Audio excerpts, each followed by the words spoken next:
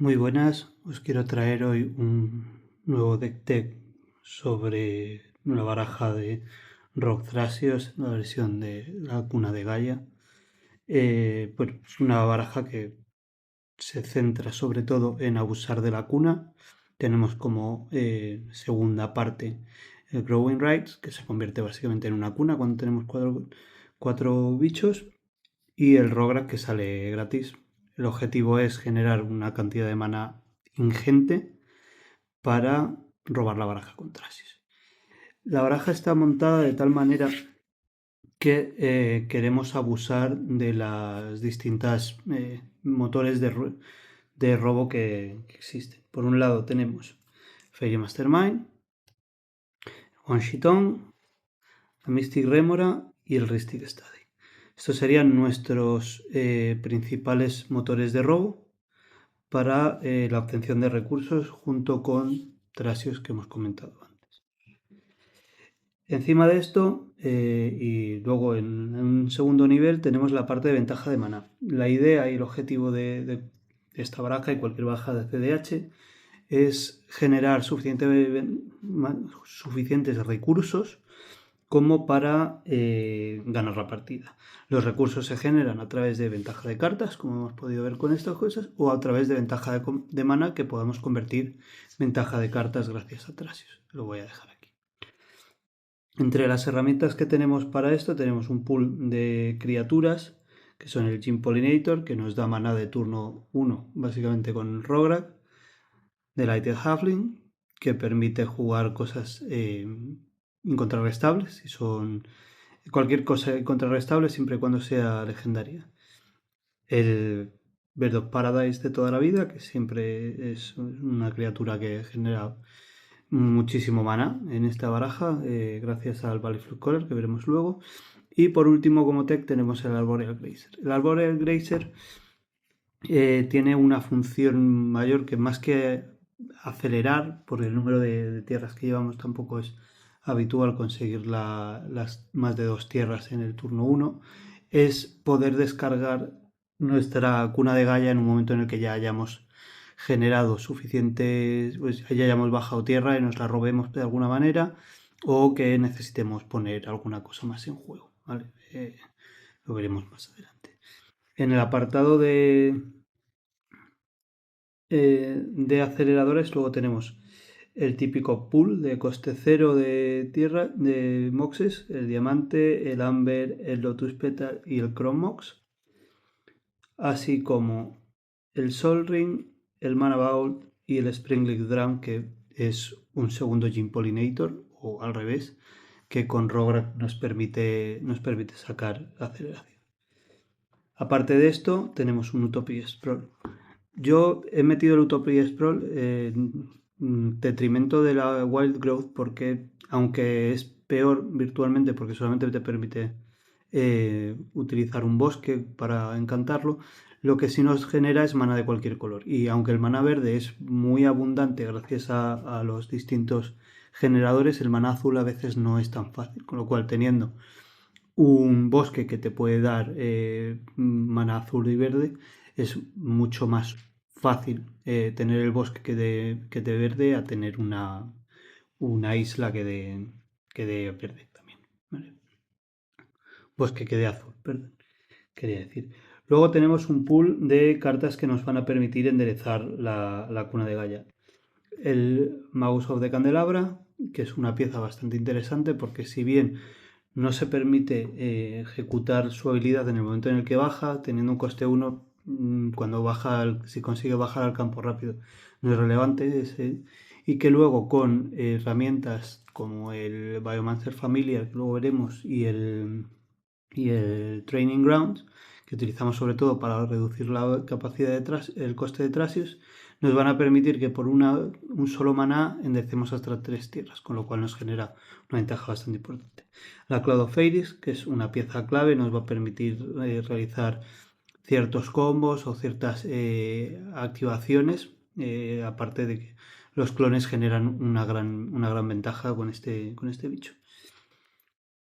El Ouroboros Clarior, que es otra pieza de combo. Y por último, la la candelabra de octagunos.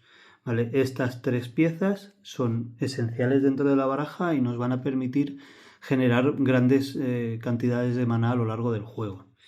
Luego, para seguir con los aceleradores, vamos a tener los que hemos comentado, el Biomancer Familiar y el Training Ground. Estos dos reducen en 2 el coste de activación hasta un mínimo de 1, con lo cual Thrasios, como mucho, teniendo los dos, va a costar 1, nunca va a costar 0. Y luego el Magus of the Candelabra, con cualquiera de los dos, nos va a permitir generar 3 manas. Si bien es menos abusable que la Candelabra por el mareo de invocación.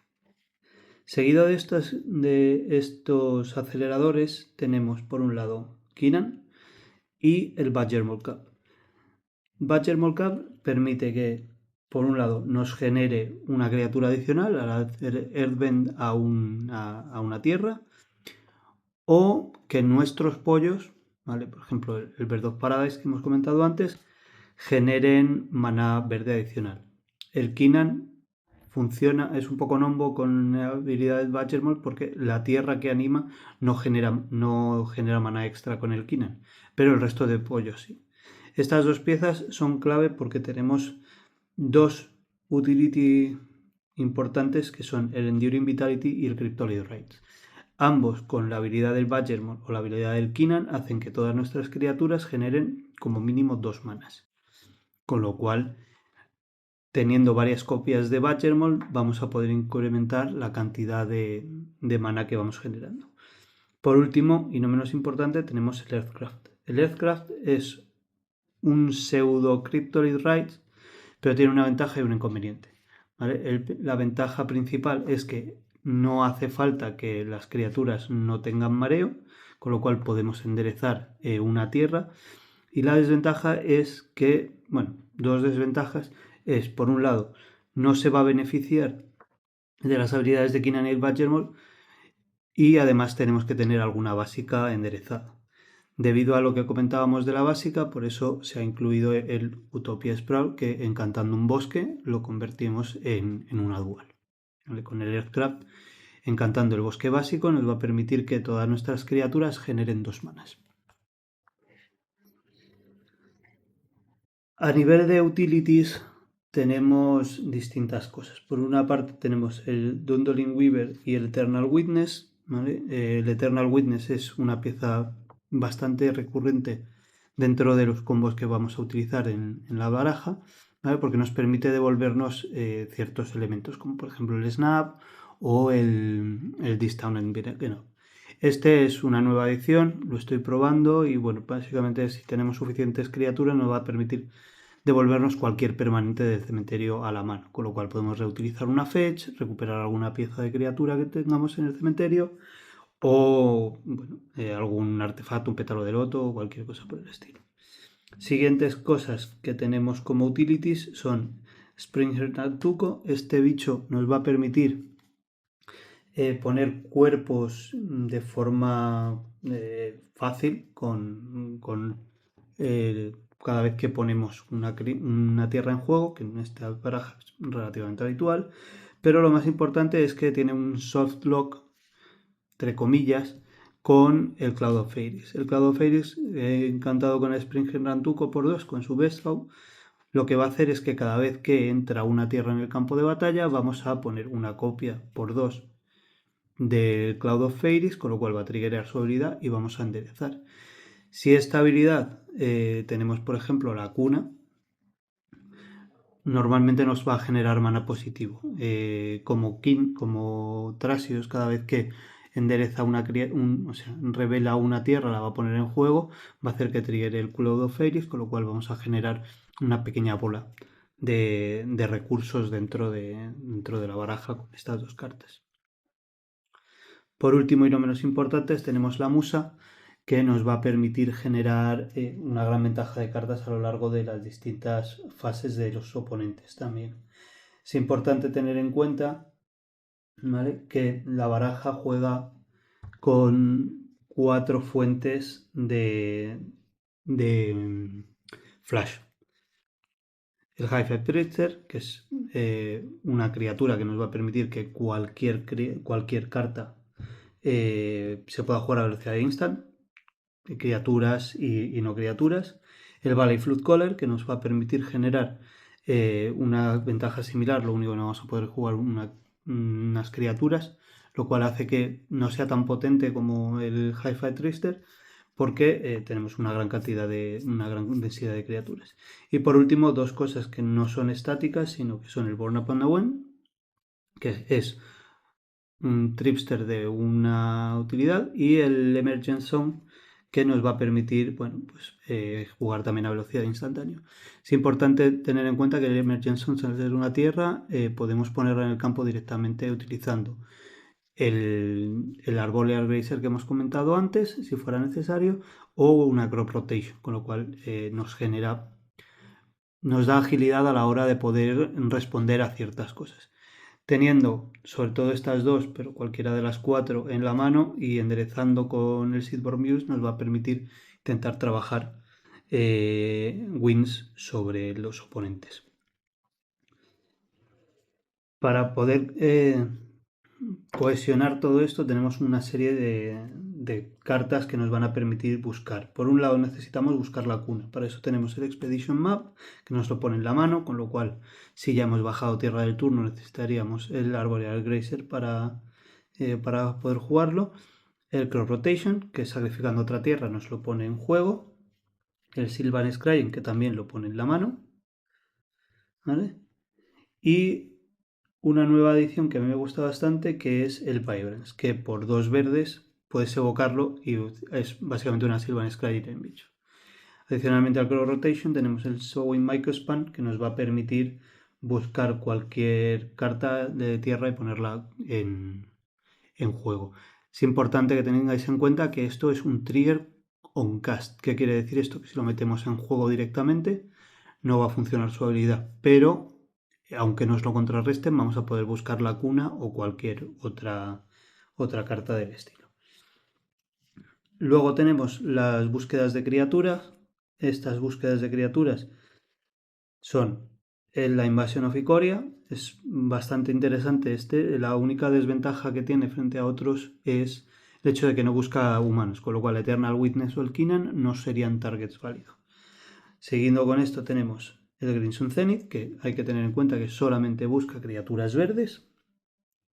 El Finale of the Station, que hace un doble papel aquí. Por un lado nos va a generar ventaja tutor a la hora de buscar pues nuestras criaturas de interés para buscar pues, el oro, etc. Y también en el momento en el que podamos generar un suficiente maná o maná infinito incluso, generar un finale de 10 o más y básicamente mataríamos a la mesa.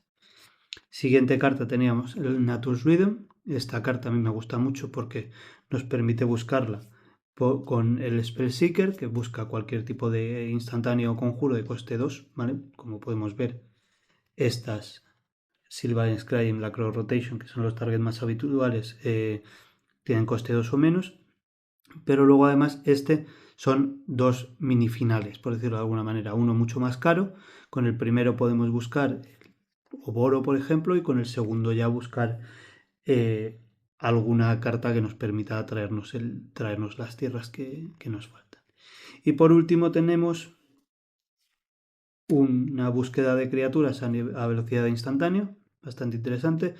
Hay que tener en cuenta que el convoque lo pueden pagar con bichos, y aquí solemos tener una densidad bastante alta de bichos para esto, y no hace falta que tengan mareo de invocación, o sea, pueden tener mareo de invocación para girarse. Y ya por último, una nueva edición que es el Formidable Speaker.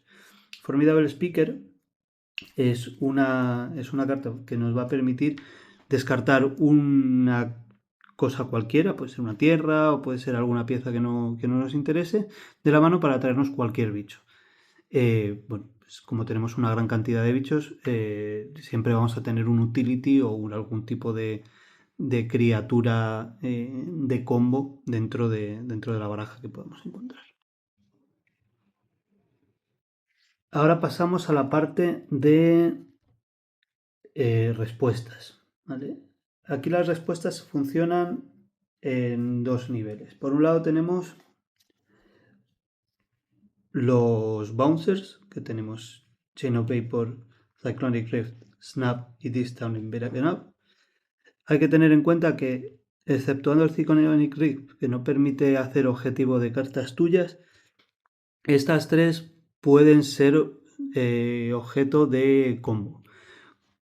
Entraremos más en detalle y quiero hacer un vídeo solamente para los combos, pero una de las formas más habituales de ganar es utilizando la Vibrance, el Distant and Big Enough y nuestra querida Eternal Witness.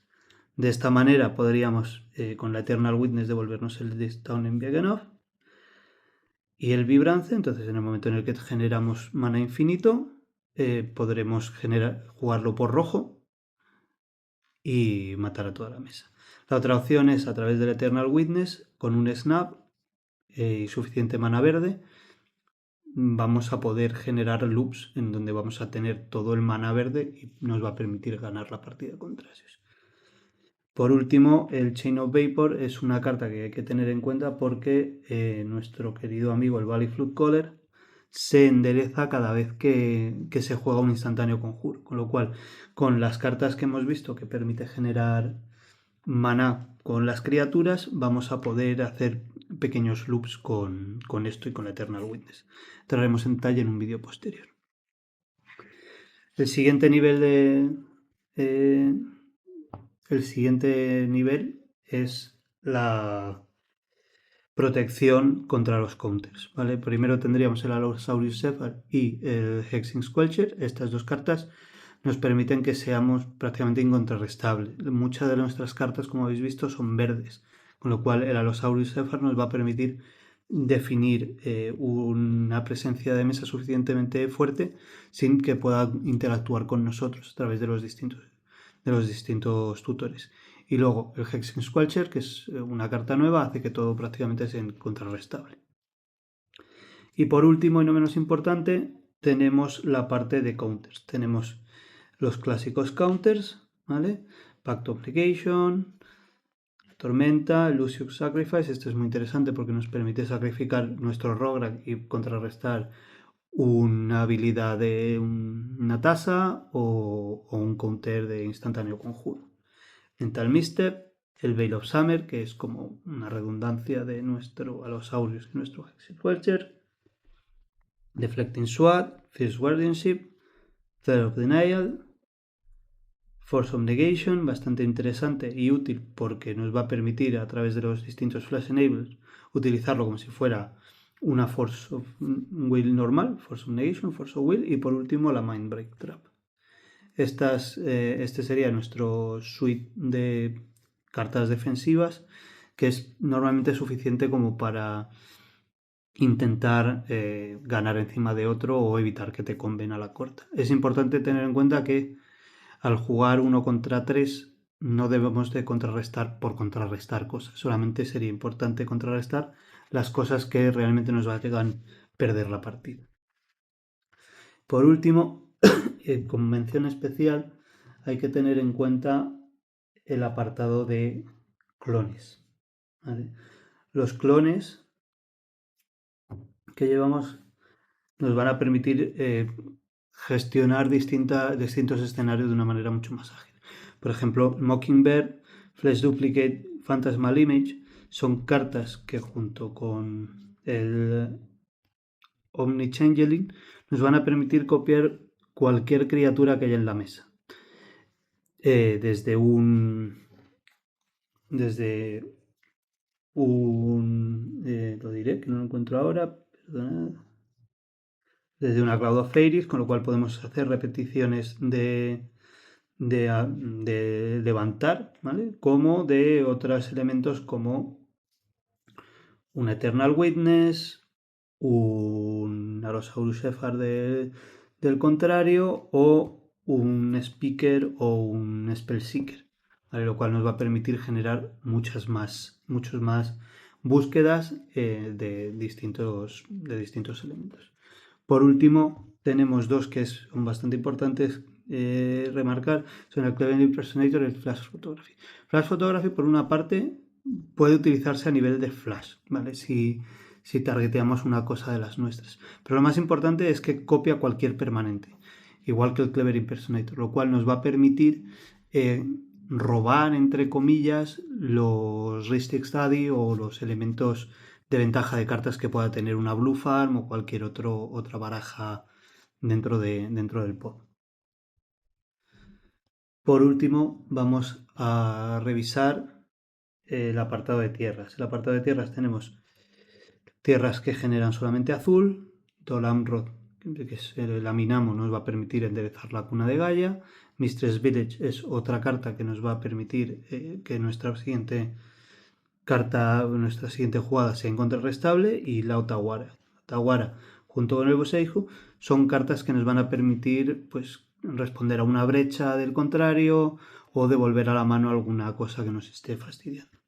Seguidamente tenemos la Dryad Arbor, que es muy interesante porque es una carta que puedes fetchear, una criatura que puedes fetchear utilizando pues una fetchland de la baraja, o para turno 1 un Greenswood Zenith nos genera 2 cuerpos de turno 2, uno sería Rogra y el otro sería la Dryad Arbor, además de un mana, lo cual para efectos como hemos visto antes del Earthcraft o cualquier carta de ese estilo, pues nos va a generar una ventaja interesante. Y por último, la Shifting Woodland. Shifting Woodland no me acaba de encantar, pero es una forma de, si nos rompen la cuna o si necesitamos cualquier recurso que haya en el cementerio, combar a través de ella. Con lo cual merece la pena tenerlo. Luego tenemos 2 fuentes rojas con la Command Tower, 3 fuentes rojas. Las importantes realmente son verde y azul, pero como bueno, hemos visto que tenemos Hexing Squelcher y alguna carta más en roja, aunque es en la menor medida, estas nos van a permitir generar ese color. Luego, 3 fuentes verdes azules, que son nuestros colores principales, y 2 tierras básicas. A nivel de cartas incoloras tenemos el Ancient Tomb y el Gemstone Caverns, que las conocemos, pues básicamente van en todas las barajas. Talon Gates of Madara, que es una de las cartas que nos va a permitir combar a través del Oboro Scaler. Y un Deserted Temple, que nos va a ayudar a enderezar la cuna a modo de un Aminamo. Por último tenemos 7, 8 Fetchlands, son todas las que buscan verde o azul, y la Prismatic Vista, que nos consigue cualquiera de las otras dos, cualquiera de las básicas que tenemos en juego, que nos van a ayudar a combar con el Earthcraft. Nada, espero que este overview de la baraja, este pequeño deck tech, os haya sido útil, y en un futuro próximo haremos un pequeño vídeo, unos cuantos vídeos analizando fases de combar, modos de combar. Muchas gracias y hasta la siguiente.